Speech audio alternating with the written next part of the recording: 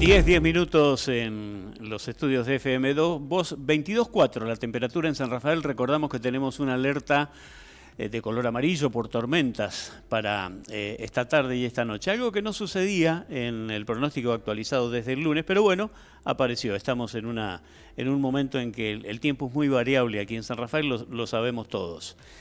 Y hoy especialmente distinguidos aquí en los estudios de FM Voz porque nos visita el ingeniero, doctor, él ya me va a decir enseguida cómo prefiere que lo llame, Aldo Boccaccini, que ha venido a San Rafael por una cuestión muy particular. Él no reside aquí.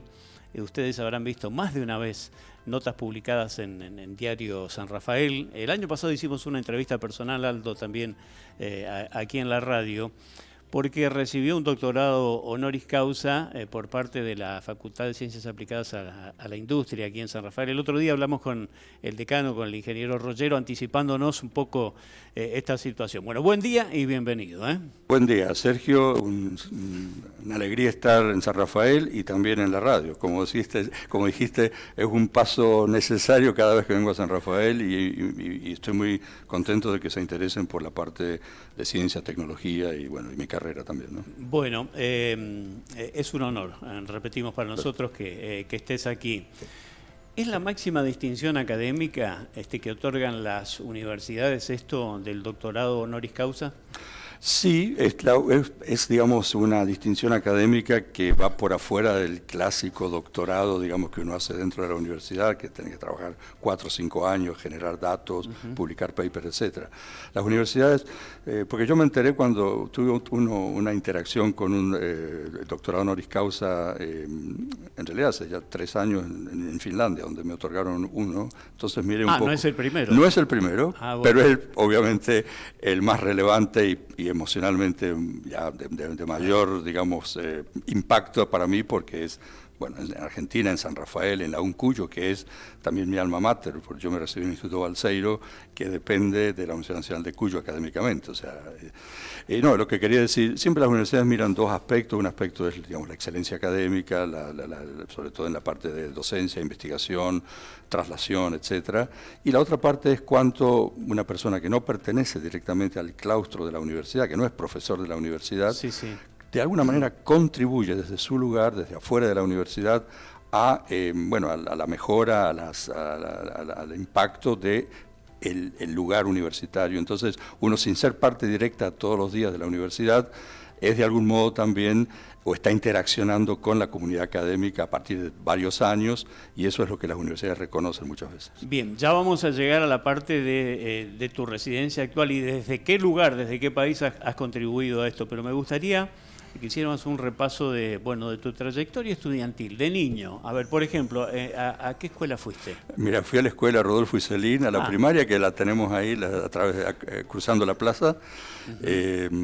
Sí, ahí hice la primaria, ¿no? La escuela Iselín, y mi padre era maestro de taller en la Escuela Nacional de Educación Técnica, en la ENET. En la ENET, Ejército número 1, Ejército de los Andes. Ajá. Y un poco la interacción con él, con sus intereses, obviamente charlando, me acercó a la parte, digamos, de técnica, al menos al principio. Entonces fui al secundario, a la ENET, terminé en la ENET. Sí. Egresado del ENET entonces. Exactamente. Y allí, desde allí a estudios universitarios, ¿dónde y en qué rama de la ingeniería particularmente? Correcto. Entonces, cuando uno termina con el título de técnico electromecánico, la UTN San Rafael tiene la facultad... El ámbito natural. Claro, sí. Exacto. Y tiene la carrera de ingeniería electromecánica. Exacto. Sin embargo, yo ya me ha interesado toda la parte de investigación, y un instituto donde la investigación va de la mano de la docencia, digamos, es el Instituto Balseiro, en Bariloche. Entonces, yo entré a la UTN y por supuesto era un poco en ese momento el objetivo, terminar como ingeniería, pero fue la preparación para rendir el examen de ingreso al Instituto Balseiro. Al Balseiro. Exactamente, que se hace en el tercer año de la carrera de ingeniería, habiendo digamos, aprobado materias que ellos piden para poder rendir el examen de ingreso. Creo que todo el mundo lo conoce o tiene referencia a esto que voy a decir ahora, pero no, el Balseiro no es para cualquiera, como diríamos en la calle. Es decir, no cualquier egresado o estudiante de alguna universidad puede ingresar al Balseiro, ¿no? Eso ya está marcando una pauta de tu perfil y de tus cualidades, ¿no? Bueno, el Balseiro, claro, es distinto a una universidad, digamos, normal, en el sentido de que primero hay un examen de ingreso muy riguroso. Segundo, uno tiene que aplicar al examen de ingreso habiendo aprobado, por lo general con buenas notas, esos 2 años previos, digamos, de preparación. Y después, bueno, es vivir la vida en el Centro Atómico Bariloche. Uno tiene, bueno, por supuesto, 2 veces por año vacaciones. Y está lejos de la familia y no puede venir a San Rafael cuando quiera, ¿no? Tiene que esperar a la Semana Santa o después al ver lo que serían las vacaciones de invierno y después las vacaciones de verano. O sea, es exigente desde ese punto de vista y como decía recién, investigadores que están trabajando en temas de alta innovación, de punta, son los profesores.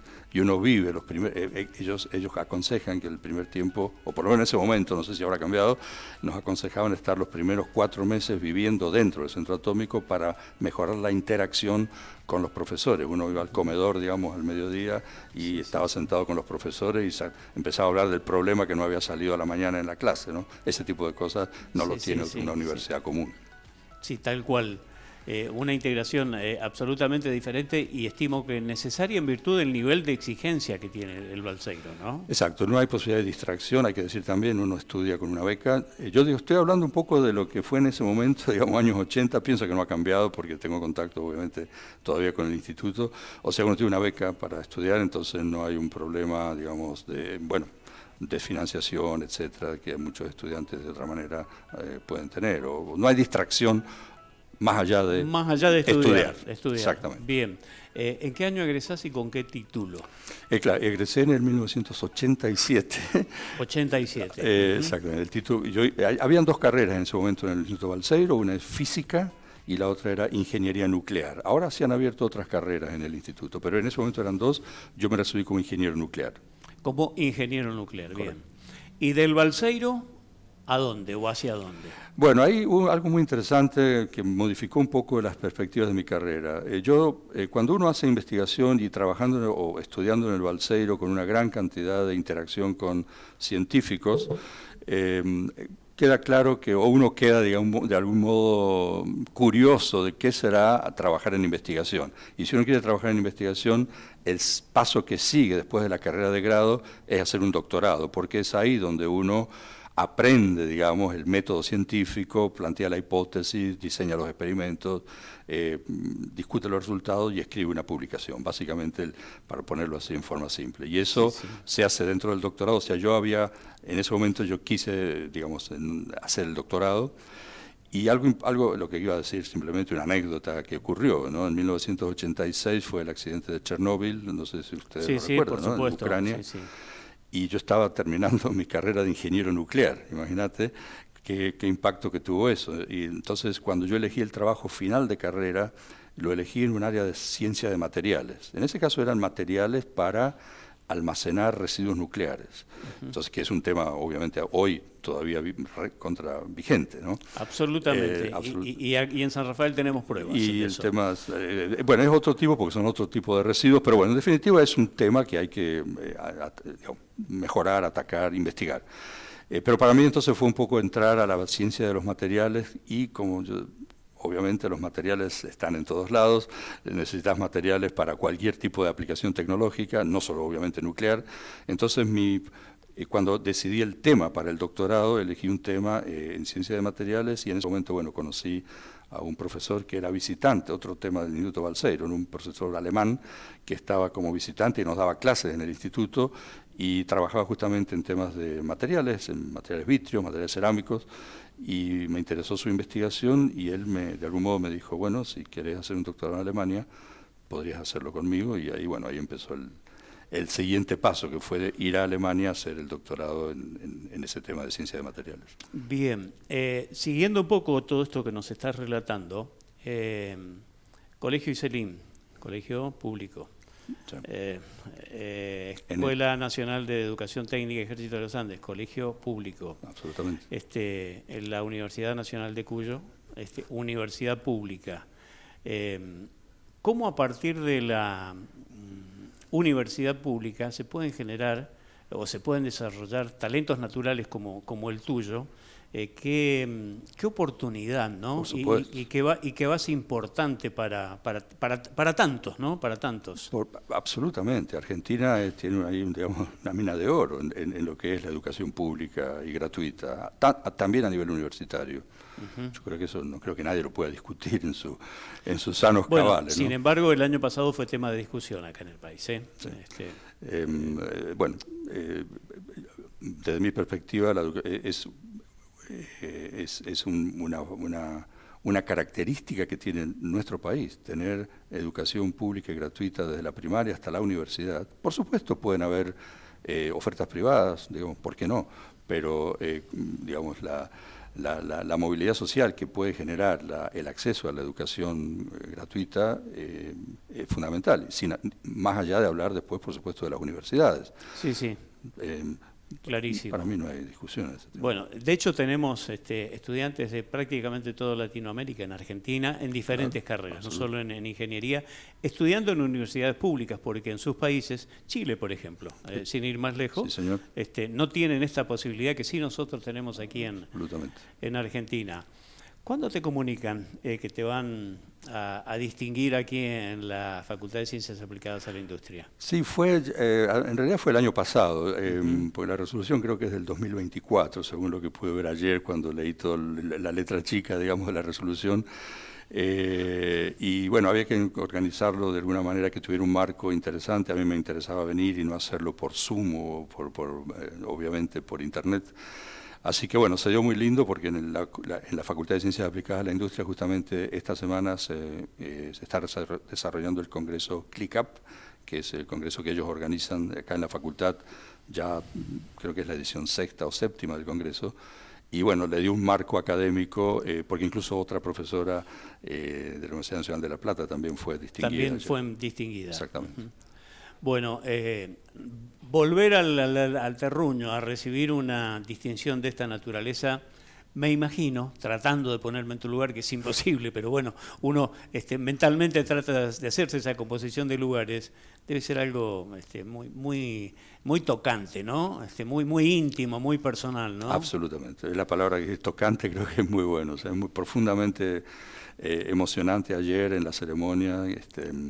Amigos y obviamente mis familiares, mi madre estaba presente. Qué bueno. Que me llevaba acá a la escuela Iselín, digamos, en los años, ¿cuántos eran? Los años 60, 70, de la mano, ¿no? A la escuela. O sea, qué orgullo para ella.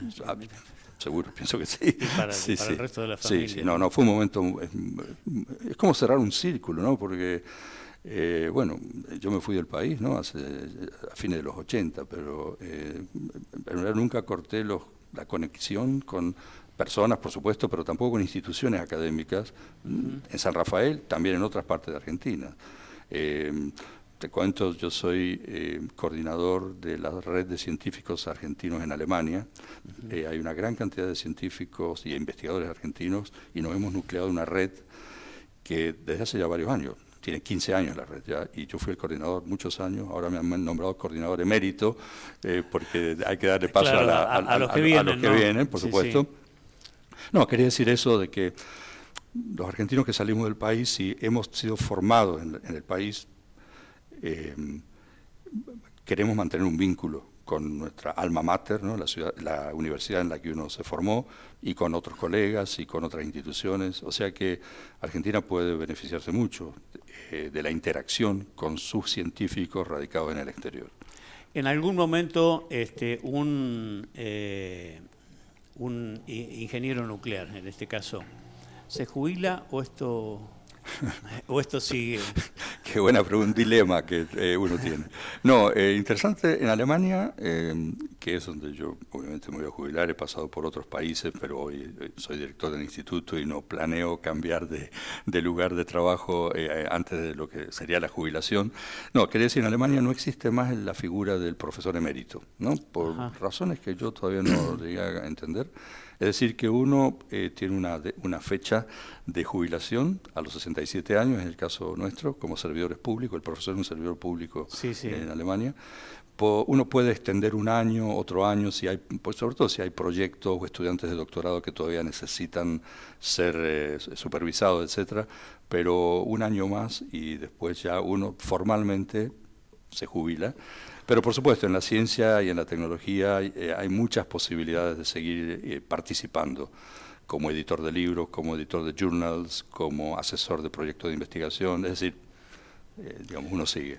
Podríamos conversar horas verdaderamente, pero no quisiera que finalizáramos la entrevista sin preguntarte concretamente por algo que mencionaste un par de veces, y es el tema de los biomateriales.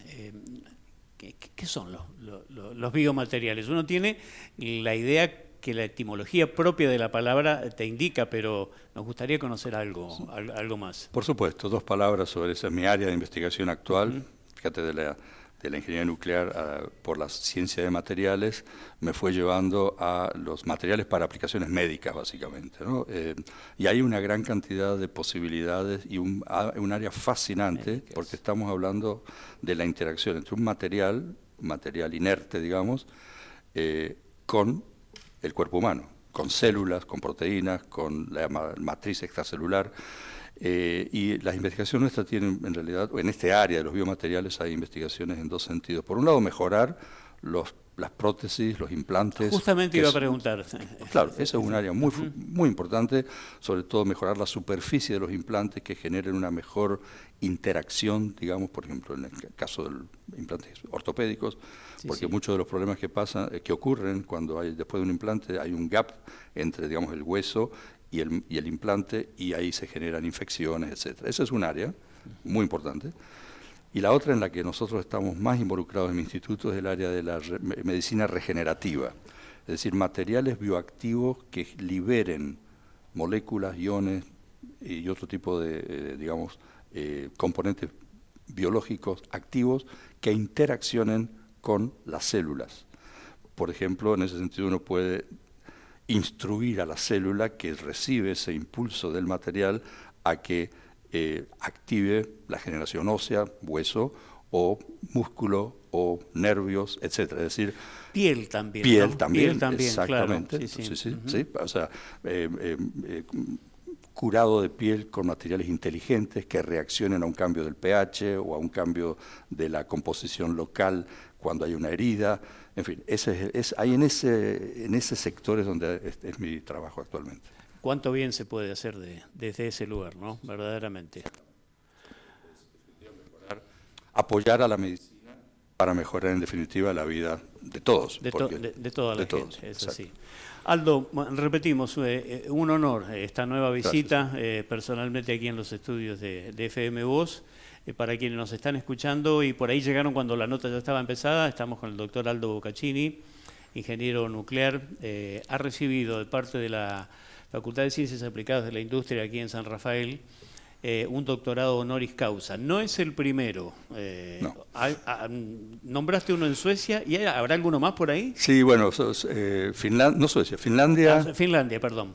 Letonia, España, la Universidad Internacional de Cataluña me dio un doctorado el año pasado, honorífico, y este de San Rafael siendo... ¿El cuarto? El cuarto, exactamente, y muy importante para mí, como ya dijimos, ¿no? Bueno, bien, ha sido un placer y vuelvo a repetir el término, un honor para nosotros que estés aquí en nuestros estudios. Gracias, Sergio. Las puertas siempre abiertas, los micrófonos de la radio y las páginas ahora digitales de Diario San Rafael siempre a disposición. Un placer, verdaderamente. Muchas gracias, Sergio. No, un placer para mí estar acá y otra vez la oportunidad de que la radio y el diario dan a estas actividades, que es acercar un poco a la ciencia y la tecnología, digamos, a nuestra comunidad también, ¿no? Muy bien, Gracias. gracias nuevamente. El doctor Aldo Boccaccini está aquí con nosotros. Bueno, interesantísimo poder conversar con él. Repito, esto es para hablar horas y